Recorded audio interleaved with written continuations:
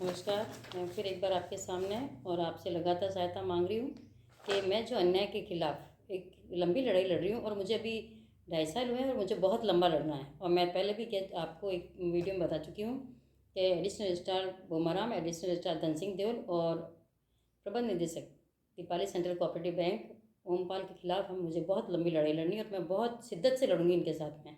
और इनको हर वीडियो में बार बार कहती हूँ, भ्रष्टाचारियों, तुम्हारी औकात है तो तुम मेरे खिलाफ ये वीडियो दिखा के कोर्ट में मेरे खिलाफ केस करो, और वहाँ मैं तुमको ऐसा घसीटूंगी कि तुम याद रखोगे कि तुम जो गलत पैसा कमाते हो, जो तुमने गलत तरीके से किसी व्यक्ति को परेशान करके उसको मानसिक प्रताड़ना देकर उसको हत्या की है, तो तुमको मैं कैसा पनिशमेंट दिलाऊँ।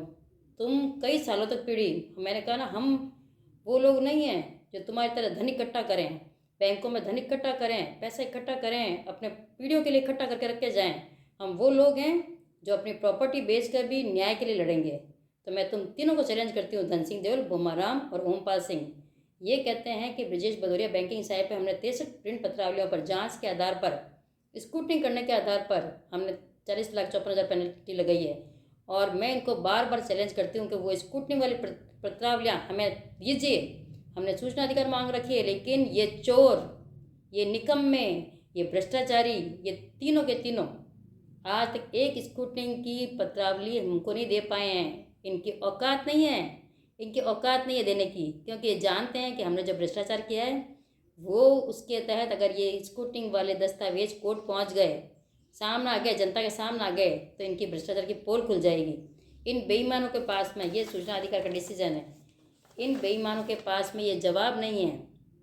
इस धन सिंह देओल के पास में, इस बोमाराम के पास में, इन भ्रष्टाचार के पास ये जवाब नहीं है कि ब्रजेश भदौरिया जो बैंकिंग सहायक थे, जिनके पास कोई फाइनेंशियल राइट नहीं थे, वो स्कूटनिंग करते थे। वो स्कूटनिंग किस आधार पर करते थे? जो शाखा प्रबंधक थे, जो मैनेजर थे बैंक के, उनसे जो दस्तावेज प्राप्त होते थे उसके आधार पर स्कूटनिंग करते थे। और वो बहुत कॉन्फिडेंट थे और अपना अंतिम लेटर लिखते हुए भी उन्होंने कहा था कि चूहे और हाथी की लड़ाई में फंसाया जा रहा है, उनका मानसिक संतुलन बिगड़ रहा है। तो ये जो तुमने किया है ना, चूहे और हाथी लड़ाई में उन हाथियों को बचा रहे हो जिन्होंने करोड़ों रुपए खाए हैं। और एक मामूली बैंकिंग साहब किस लिए फंसाया?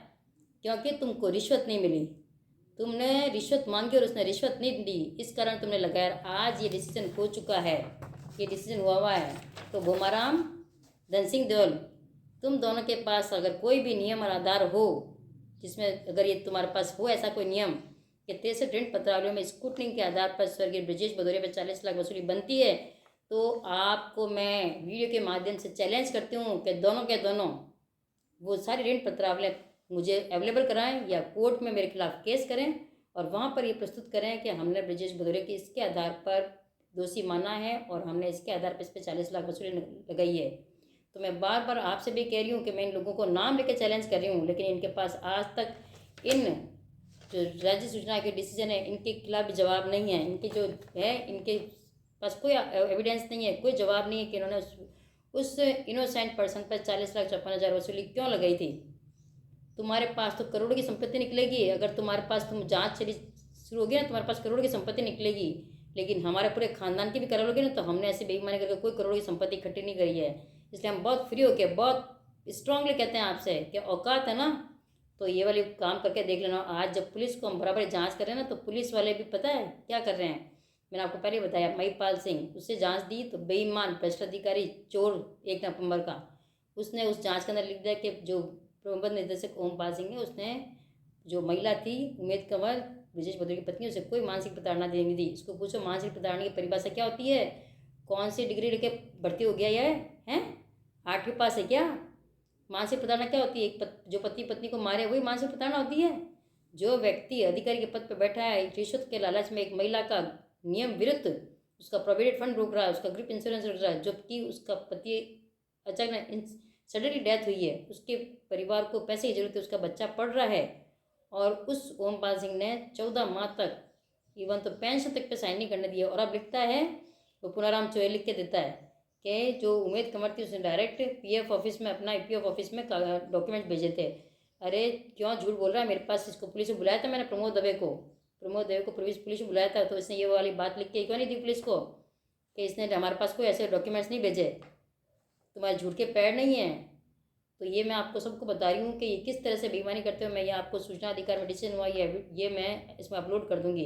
हालांकि ये सूचना नहीं देंगे क्योंकि इन्होंने जो भ्रष्टाचार किया है इसके इनके पास कोई जवाब नहीं है। लेकिन हम सारे जितने भी डिसीजन हो रहे हैं इसके लिए हम बहुत डिटरमाइन हैं कि हम ये सारे डिसीजन लेकर कोर्ट जाएंगे और इनको कोर्ट में घसीटेंगे।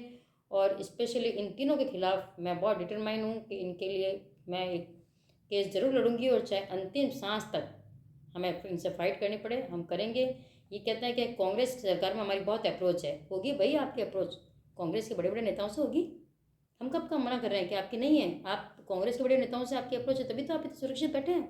ये कहते हैं जब बीजेपी सरकार आएगी तो बीजेपी सरकार में तो और भी हमारे बहुत सारे राजपूत ऐसे हैं, बहुत सारे ऐसे बड़े बड़े नेता हैं जिनसे हमारी बहुत अप्रोच है। होगी भाई, क्यों नहीं होगी, आपकी रात दिन उठना बैठना उनके साथ में होगी, जरूर होगी। हमें किसी से कोई डर नहीं है, हम आम जनता हैं, हमें डर नहीं है, डर आपको है। डर उन नेताओं के को है जिनके साथ आप रात दिन उठते बैठते हैं। जिस दिन भी ये पोल खुलेगी, जिस दिन भी ये सामने आएगी सच्चाई, उस दिन उन नेताओं को डर है, हमें कोई डर नहीं है। हमारे पास तो हम साधारण इंसान हैं, हमने साधारण ज़िंदगी जी है। डर तुम चोरों को है कि तुम्हारा क्या होगा। आप कोई भी सरकार, आप कहते हैं ना कोई भी सरकार आए, सरकार तो सब हमारी हैं क्योंकि हम पैसे देते हैं वहाँ पे, हम जो पूरी इनकम करते हैं वहाँ पहुँचाते हैं। भाई पहुँचाते हो गए, हमारे पास वो इनकम नहीं है एक्स्ट्रा इनकम, हम बहुत ही ऑनेस्टली कमाते हैं। हमारे पास सारी एक हमारे पास ऑनेस्टली जो कमाई हुई इनकम है वो हमारे किसी नेता को देने के लिए नहीं है। इसीलिए हम बहुत स्ट्रांगली फाइट कर रहे हैं आप लोगों के सामने। तो आप सभी से रिक्वेस्ट है कि मैं ये डॉक्यूमेंट से आपके साथ शेयर कर दूंगी कि इनके पास नियम और आधार जो इनसे बार बार मांगा जा रहा है, इन्होंने एक डॉक्यूमेंट भेजा है मुझे, उसमें इन्होंने कोई नियम आधार नहीं बताया है कि किस आधार पर इन्होंने ब्रजेश भदौरिया को फंसाया, उस पर 40,54,000 वसूली लगाई।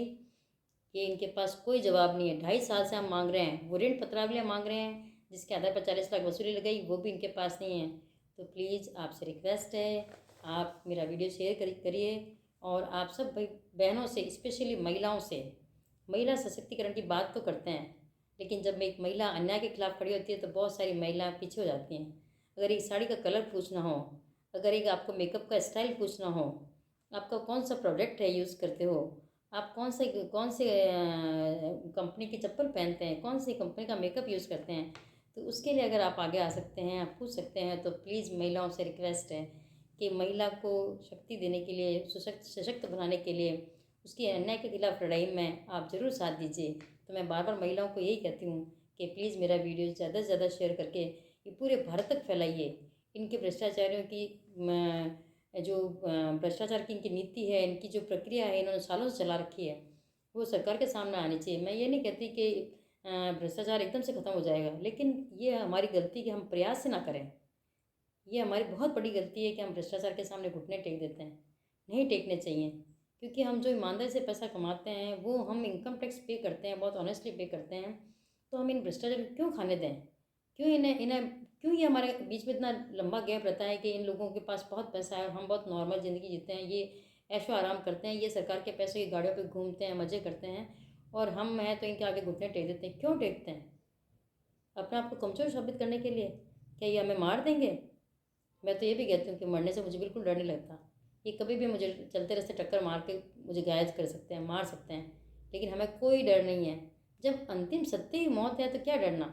लेकिन गलत के सामने घुटने टेकना बहुत ही गलत है और वो मैं कभी होने नहीं दूंगी। और इन्हें चैलेंज है तीनों को कि तुम तीनों के खिलाफ हमारी जंग जारी रहेगी। और मेरे सभी बहनों से रिक्वेस्ट है, भाई बहनों से, कि इस वीडियो को शेयर करिए और सच्चाई को सामने लाने में मेरी मदद करिए। Thank you very much.